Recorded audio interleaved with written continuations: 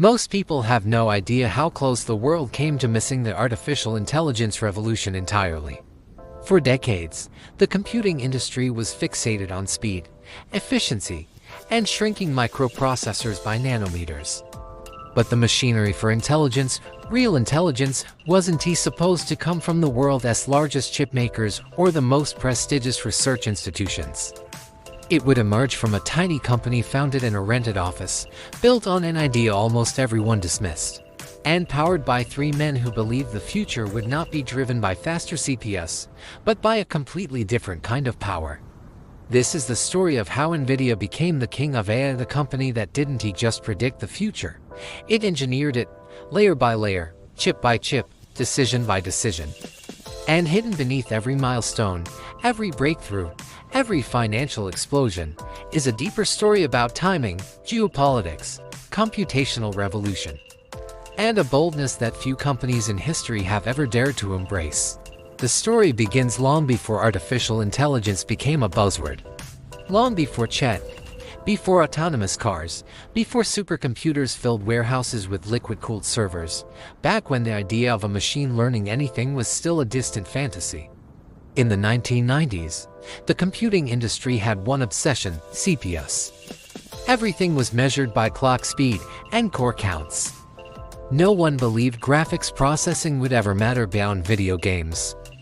And yet, in that environment of narrow thinking, Jensen Huang walked in with a completely different vision. Jensen believed the future of computing wasn't sequential. It was parallel. He believed the world would need processors capable of handling millions of simultaneous operations, or processors that could visualize worlds, simulate physics, model reality itself. It sounded crazy. Even inside NVIDIA, engineers questioned why their CEO was so fixated on problems no customer had asked for. But Jensen wasn't solving a present problem. He was solving a future one. A future no one else could see. Year after year, NVIDIA survived through sheer force of innovation. Competitors collapsed. Markets shifted. Tech bubbles burst. But NVIDIA kept building, refining, and reimagining what a graphics processor could be. They weren't just making chips, they were building foundations. And one day, those foundations would support a technological empire beyond anything the world had ever known. Then came the moment that changed everything. It didn't happen in a boardroom or a government lab. It happened in a university basement in Toronto, where a small group of researchers trained a neural network using NVIDIA's GPUs and watched it do something no computer had ever done before. It learned. It recognized patterns. It interpreted data. It saw. This was AlexNet in 2012. And with that single breakthrough, the world realized something monumental. GPUs were not just graphics accelerators. They were intelligence engines. Suddenly, the future had shifted. The world's most powerful companies began quietly buying NVIDIA chips by the dozens, then by the hundreds, then by the thousands. NVIDIA had built the perfect machine for deep learning, years before deep learning took over the world. But what came next was not an accidental success story. It was strategic, calculated, almost surgical, a masterclass in building dominance. CUDA, which had once been seen as a strange experiment, became an incomparably powerful moat. Engineers trained on CUDA became permanently bound to the NVIDIA ecosystem. Entire AI labs were built on it. Switching to a competitor meant rewriting millions of lines of code. No one wanted to do that. By the time governments understood how crucial artificial intelligence would become, it was already too late. NVIDIA had become irreplaceable. As countries began competing for technological supremacy, NVIDIA's chips became strategic assets as valuable as rare earth metals or military equipment. The United States imposed export controls on advanced GPUs to slow China's AI progress, creating global scarcity and pushing demand into the stratosphere. Meanwhile, China, desperate to stay competitive, purchased every allowable NVIDIA chip it could get, turning the company into the single largest foreign supplier to its AI industry.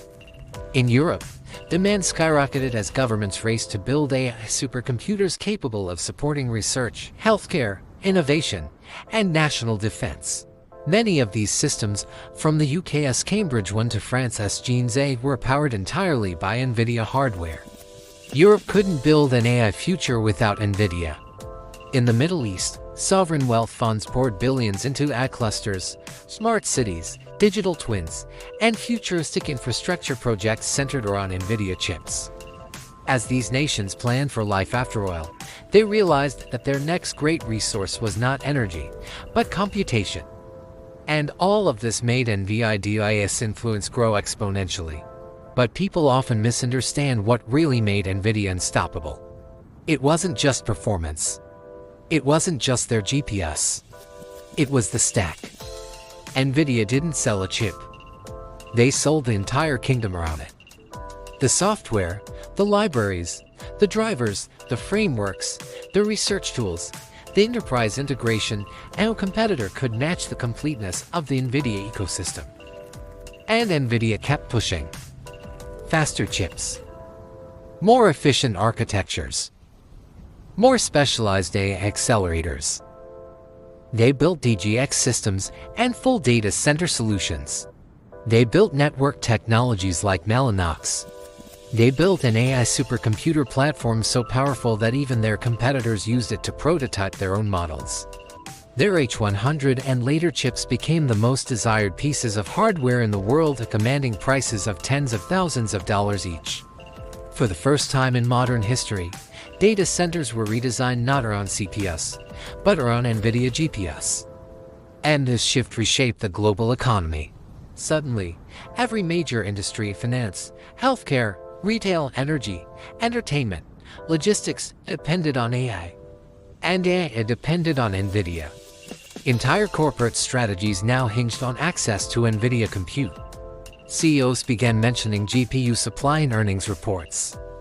Investment funds started treating NVIDIA stock as a barometer of global AI infrastructure. And analysts began comparing NVIDIA not to other tech companies, but to oil producers. Because in the AI era, compute had become the new oil. And NVIDIA was the world's largest producer. Yet the most extraordinary part of this rise is not the financial numbers, the multi-trillion-dollar valuation, or the global power NVIDIA now holds.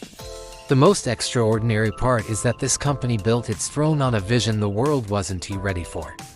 Jensen Huang bet the future of his company and nearly lost it on the belief that parallel computing would reshape everything. And when the world finally caught up, NVIDIA didn't just participate in the AI revolution. They led it. They accelerated it. They defined it. The story of NVIDIA is the story of how long-term vision beats short-term markets, how software ecosystems beat hardware specs, how geopolitical leverage emerges from technological mastery, and how a company that once made graphics cards for gamers became the single most important force, shaping the future of intelligence.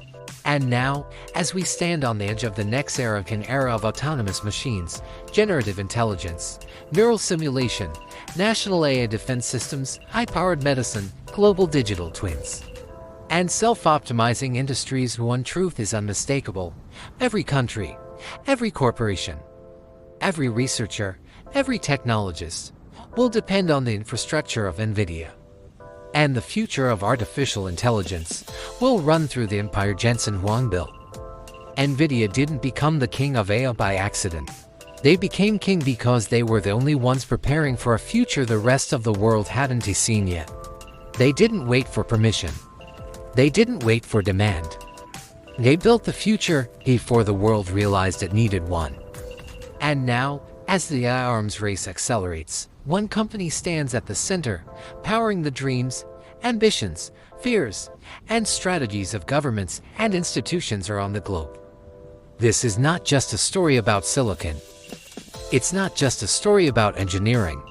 It's the story of power, computational power, financial power, geopolitical power, and the empire built upon it.